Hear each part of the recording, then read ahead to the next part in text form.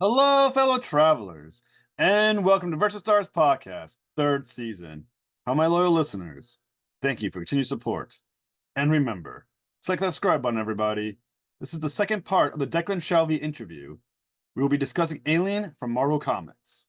Now, come on board as we go traversing the stars. The thing with the Alien franchise, for those, it was from Dark Horse originally. This comic book came from Dark Horse. It's based on Aliens 3, Aliens Covenant, Prometheus. When you're thinking about Alien versus Predator, when you're creating your comic book, your miniseries, what did you consider canon?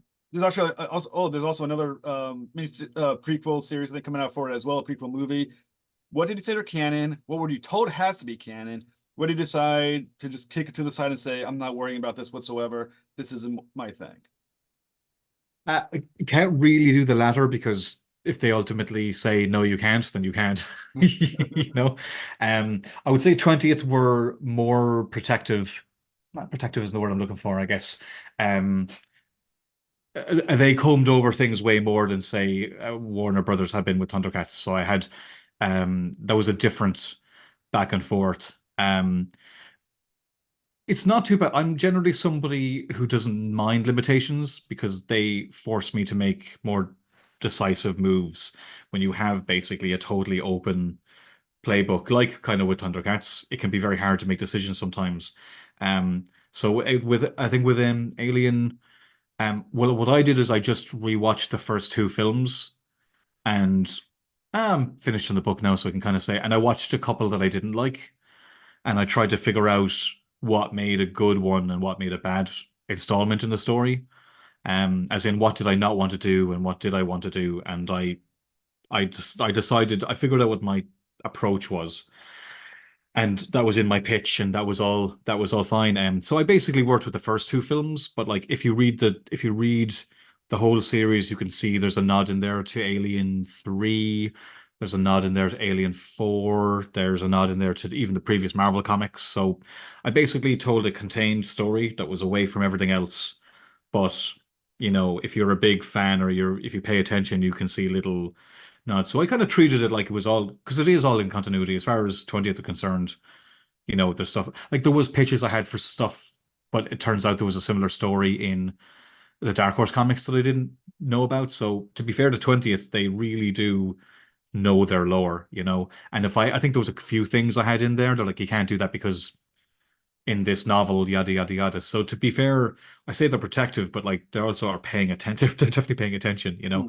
Um, I think the difference between something like Alien and Thundercats is, there was the show and there hasn't been a lot of iterations of Thundercats. There's, what, one or two or maybe three. Um, so it's not that they're all the same in world like Alien, where it's all very much they do treat it all like it's. And to be fair, I even tried writing some stuff in there that was maybe a nod to a novel or something, but it is very hard to get into specifics when you don't know everything. And my approach generally with kind of with properties is less is more, and not like I know there's going to be some people who are reading Thundercats who want to see specific things, but like I said, I'm not interested in retelling the series because that's not you've already seen it. I want to do something new. I want to surprise you, but I also want you. You and I both know this is a nod to something, but there's no point me just telling you a story you already know. So it's a case of trying to find core elements and going with those. And with Alien, there was a few times where I had to kind of like reshuffle things, but nothing that ever really affected. I feel hurts the story. I sometimes it just makes you have to come up with better ideas too. Now, the cool thing with Alien and Aliens is that they're two of the greatest horror movies of all time. The second one being sort of more action horror, also the first one being true classic horror. How do you approach translating the horror style of these films to a comic book page? Because obviously you can't. Some things you just can't do. Like you can't quite do the jump scare quite the same way. You can't do certain things the same way. But how do you still translate to horror from in the way these movies do it? That's a good question. Well, I think my approach was at the beginning to be more alien and become more aliens, if that makes sense. Like the first issue of Thaw, the first series was very like there's no real xenomorphs in it. It's very because You forget the first film.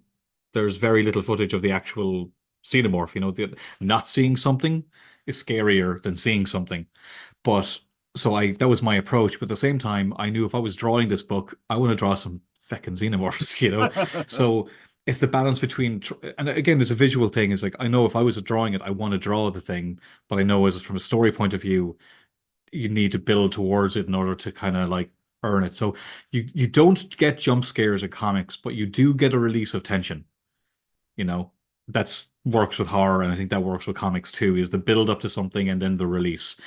It's not the same as bam, like that's it's you don't get that, but I think that's where horror movies and comics do have that in common, where especially if you know Alien, you know what's coming, and it's more about how you get there necessarily than getting there. And then when you do get there, you get a cool fucking image, where it's creeping out of something. So there was a lot of that was it basically. Was I think um what I felt worked best was if you care about the characters, because it's not Mr. Alien, it's not following the adventures of John Alien, you know. Yeah, yeah. Um, that they're the less you know, I think the scarier they are. But in order for them to really be scary, you need to care about the characters. So that was kind of where I really felt I needed to work on, was introducing characters that we would like and care about what happens to them, so there are real stakes.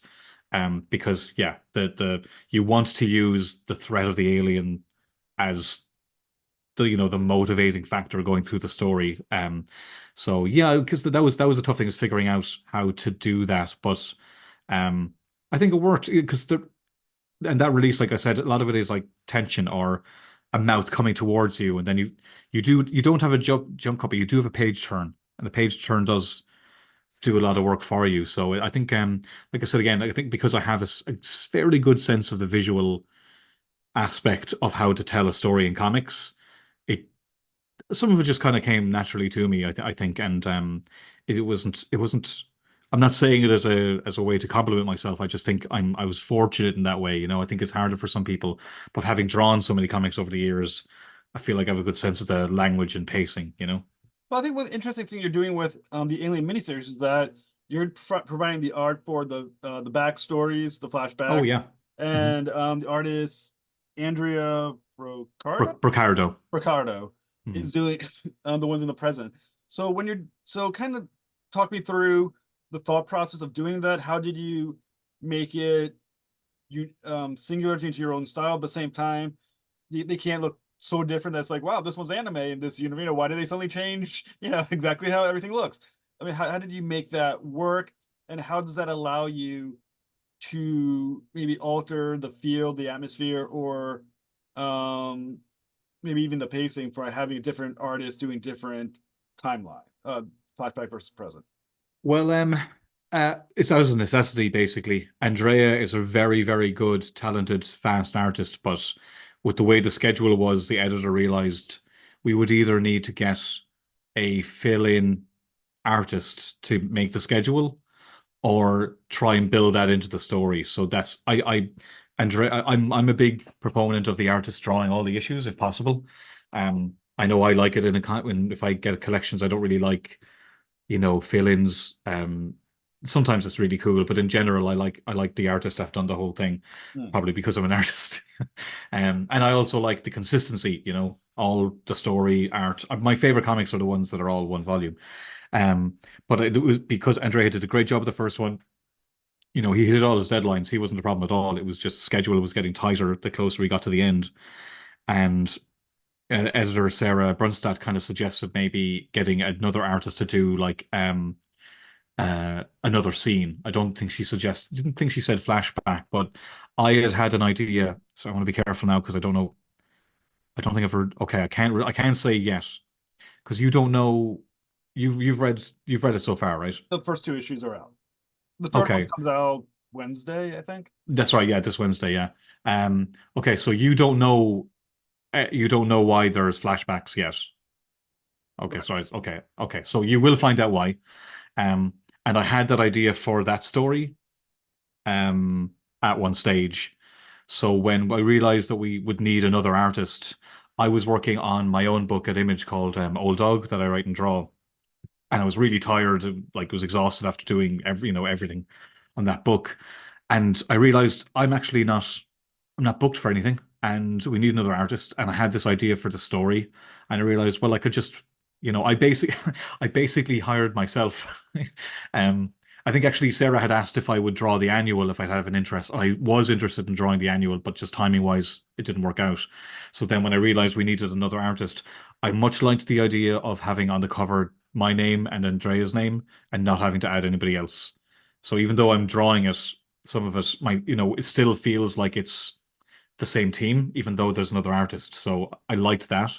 Um, I also liked the idea of drawing a little bit of alien stuff because, part of I would have loved to have written and drawn an alien story. That would have been really cool, but just, it's not how it worked. So this way I got to write and draw an alien story, work out a story I already had an idea for, solve the problem of needing an artist and keeping the visual Hmm. consistency of the book. I know me and Andrea's stuff is different.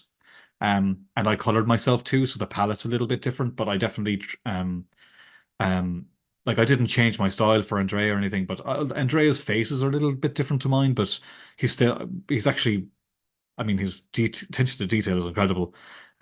You'll notice the detail of the back, like there aren't any crazy detailed backgrounds in my story. 'Cause I I kind of made things easier for myself there.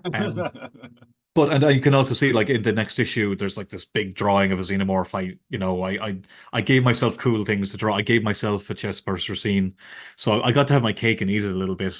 Um, but I think if I'm having fun, the reader's having fun too. But so sorry, that's a very long-winded way of answering your question. I'm sorry, but It- yeah, it was basically necessity, a creative, a logistical necessity, and a creative urge, and was they all both worked to get us to the end. so it's when you have an interesting idea for a scene, right, for a moment, Hmm. because you're also now the artist in the flashback, you're like, that should be more of a flashback moment. I'm gonna put that in that because I want that piece.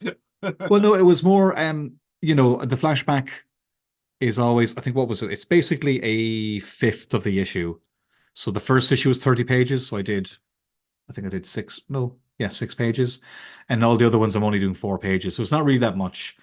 The flashback scenes are more, I mean, when the series ends, you'll see how it's relevant. Um, but I didn't just draw splash page like I didn't do any splash pages. I'm totally having fun with it, but I'm also, want to serve the story. So it is a small, like I said, it was needed to be done. We needed to kind of siphon off that much space so that Andrea would hit the last page of his last issue on time. So I tried to use a little bit of space for the flashbacks to, I mean, just draw cool stuff, draw that rock planet, draw. So there was one thing I didn't really get to do too much in the main storyline was anything with synths. Hmm. And that was, if I got to do more Alien, I would have done more stuff there. Um, but this was a nice way for me to do kind of a story about synths as well. I love that imagery. I love like how they look and the white blood and everything. So I really wanted to kind of I wanted to draw some synths really. I know, and there's a reason why it's one xenomorph because that's scarier than the other story, which has hundreds. So it was each element provided its own challenge there. But yeah, yeah, I'm just blabbing now. Sorry. It's all right. Um, Another interesting part about the story is the protagonist is Zasha, Hmm. who in the story is going by Cole for various reasons without spoiling too much. And she's basically heading back to the planet because she wants to rescue Dayton, who's a synthetic humanoid. Hmm. What I thought was kind of interesting was that her empathy towards the synth is very much in contrast to how Wayland, the corporation, feels towards synths. They kind of view it more. They seem to as like a property, as like Yeah. disposable. She's not viewing it as very much a somewhat an actual person. This is a person. This isn't just a robot. It has a personality, sentient, all that stuff. Um, how much is her role to kind of play up the humanity of who the synths are? They're not being found in some of the movies or the corporations. Yeah, no, you're right there. I mean, that is how she sees him. I mean, you like because again, in the that was the also the benefit I was able to push that in the flashback story that we see. Those miners are just treated like disposable waste. I mean, I'm a big sci-fi nerd, and I love all the kind of like human what is human, AI and all that type of stuff, like a big Star Trek fan. So that was me getting to kind of play that stuff up a bit. But a lot of it isn't necessarily that he's in, it's like, you know, there'll be a lot of kids who don't appreciate their parents. That was kind of more where that was coming from. Um, like, because she has the things with her mom were messed up and her dad died, like, so she's basically left with this guy who she didn't really want anything to do with, and ultimately now like cares for and loves, and I just thought that was an interesting, family stuff is always gets people, whether you mean it to or not. And I think I was just trying to break some hearts, really. I was trying to tell an emotional story, and I didn't want her to be this, she's just a badass, kicking ass all the time. Like she needed a real reason to go back to that hellhole. He saved her. Her mom, everybody she knew died. He saved her, and I think like she just, but she didn't see him die necessarily. So I think she just wanted to go back and because like, oh yeah, her mom's buried there gruesomely. Um, um, because yeah, I really the end of like I really wanted Thor to be real. I want all those stories to be horrible and miserable, but there needs to be something in there. There needs to be a glimmer of humanity, even if you snuff it out, or whatever you do with it. I just need a reason to care. And the benefit of doing that second arc was that I was able to capitalize on the relationship from the first one and build it into the second one, as opposed to say what they did with the Marvel books beforehand was there were different miniseries, there were all different stories. My advantage with my run on Alien was I got to build a story and tell it, and then also use that to tell another one and build upon it with the relationships from there too. So that was really really cool. Rather than having to do a total reset and try get a reader to care for a total, even though that's the setup. The setup is that it's a total new story. I wanted to play with the reader's expectation there, is that, oh, it's a new story, and wait a second. And you're like, wait, this planet, I was hoping that would happen. It's like, wait, this is from the last one. Because I don't think anybody would have been expecting it. Well, I mean, I don't know if I'm reading too much into the story, but you can let me know if I am. I kind of feel like there's also kind of an analogy between how the corporation, Wayland Corporation, views the synths, how they view the xenomorphs, and how the xenomorphs view people, as if all things these are all viewed as from their perspective as things to be exploited. They're Hmm. exploiting synths. They are going to view this. Their goal was to exploit the xenomorphs, and the xenomorphs' goal is predatory toward humans. To exploit their resource as well. Is there something to be? Is that an intentional analogy that you're making on how these things are being viewed? Yeah, actually, it's interesting you pick up on that. I think that becomes more obvious in the flashback, really, when the synths are talking, because, you know, one is a bit of a touchback to what was his name in Alien? Bishop, Not no, not Bishop, the in the Ash. Ash. The way Ash was looking at the xenomorph as this perfect organism. There's an element of that with the kind of nurse synth, and but the minor synth has more of a like of like you know basically like the way the Yutani see they see xenomorphs as technology. They see it as IP. They see it as something they can use. And we literally have these people who they already did use and are IP and dehumanize. Um, and that there's more in common maybe between humans and xenomorphs than there is between the synths and xenomorphs. So I just felt there was an interesting, and I think as you finish the series, you'll see that I'm kind of circling those things together. One has, uh, one murders for nature, one for instinct, one for profit, one, and so it all kind of links together that way. And I thought that was interesting. I always do try and find something to say other than like, here's a kick-ass story. I like my sci-fi to have a point Hmm. if I can, or a theme or something beyond something a little bit more, something to chew on a little bit more. So that's it's cool you kind of picked up on that. That was I again, and I don't like be heavy-handed with this stuff either. So um it's for me it's more nourishing to have that in the story. So if you could read it and not pick up on that, great. And if you do, that's really cool too. So that's great, man. I'm glad you kind of noticed Oh, that. thank you. When you think about the xenomorphs, there seems to, even in the films, some question of a level of sentience. How smart are they? I mean, there's the regular xenomorph versus the queen, things of that nature. When you're writing them, how much are you writing them from a point of view of intelligence? How much are they just animals that are living to their nature? How much are they actually apparently somewhat aware? No, I wouldn't. I write them as animals, really. Hyper intelligent animals, but animals nonetheless. I think that was a note I did get from 20th at one stage. I think they were worried that I was, because that's why I did the annual as a like my approach to that was like a natural history, not history, natural geographic documentary. That was my idea for the annual. Is like, well, what if we just saw them in the wild and like there's like Planet Earth, there's like they don't have any narration. You just see what the animals are doing, and that's kind of how I saw it. I think I do remember one scene where 20th thought it seemed like that they were planning something, and they were very.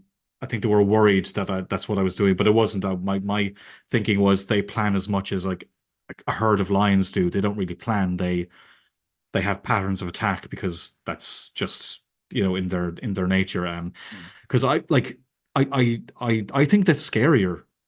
I think if they start twirling their mustaches, they don't really become like they're forces of nature, and you can't reason with them.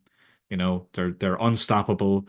That's the interesting with the synths that if you don't see that they don't see as a threat, they may not even go near you. But their purpose is to breed, you know, reproduce.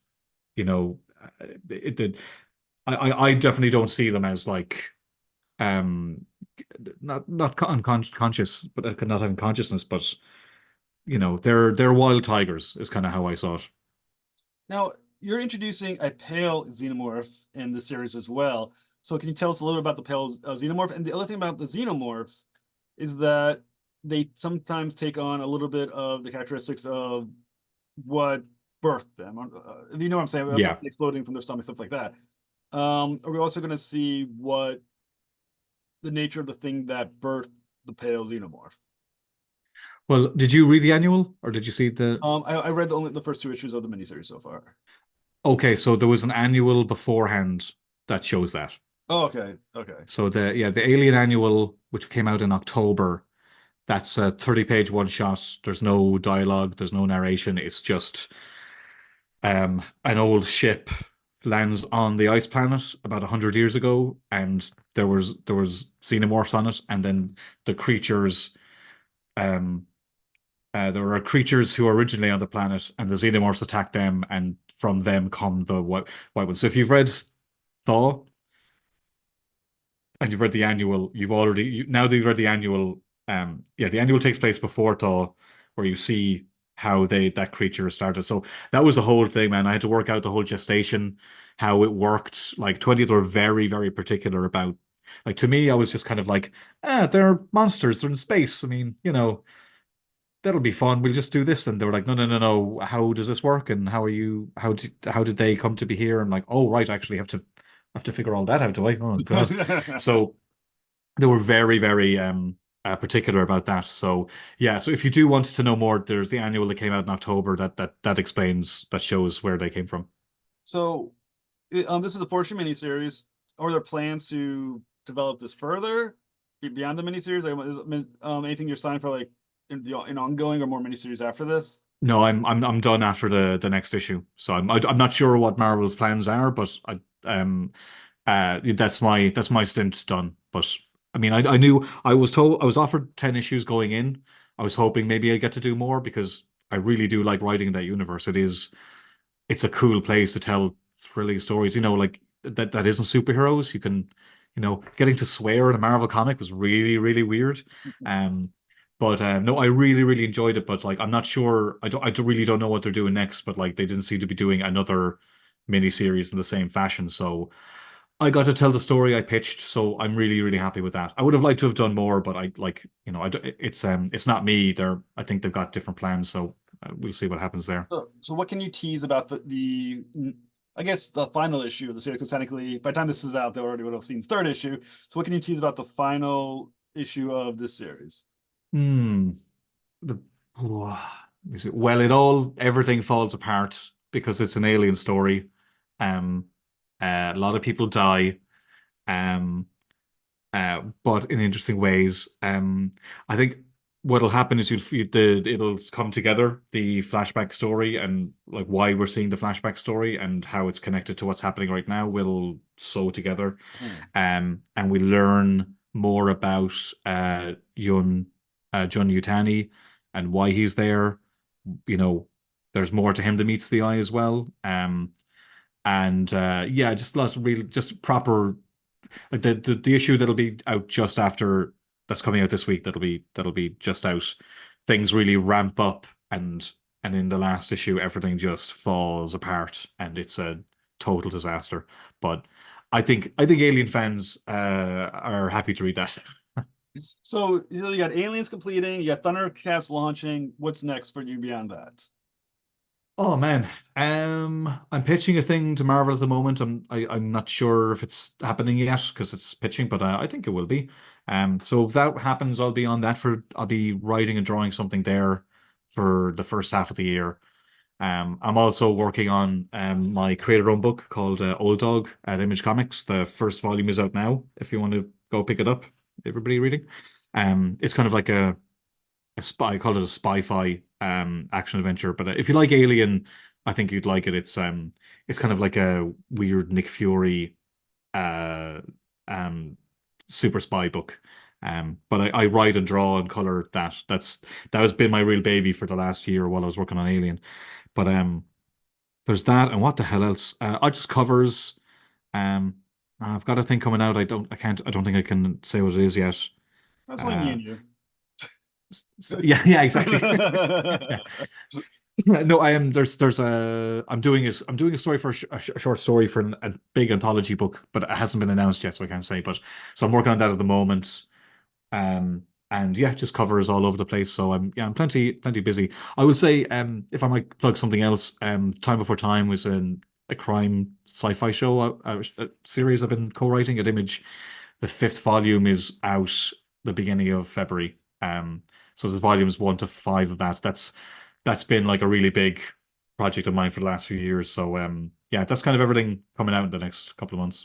Well, like I said, I hope you come back. We can talk about Thundercats when it's released, the new Sure. Marvel project, O-Dogs. We got to set something else up to do some more talking. But thank you so much, Mr. Shelby. This has been an absolute My pleasure. pleasure. Thank you, man. Cheers for having me. All right, have a great night, sir. You too. Thank you for listening to another episode of the Traverse of the Stars podcast. Please help me battle the algorithms by liking and subscribing. Be sure to return for the next episode when Kelly Thompson returns to the show to discuss Birds of Prey from DC Comics. Until next voyage, travel on.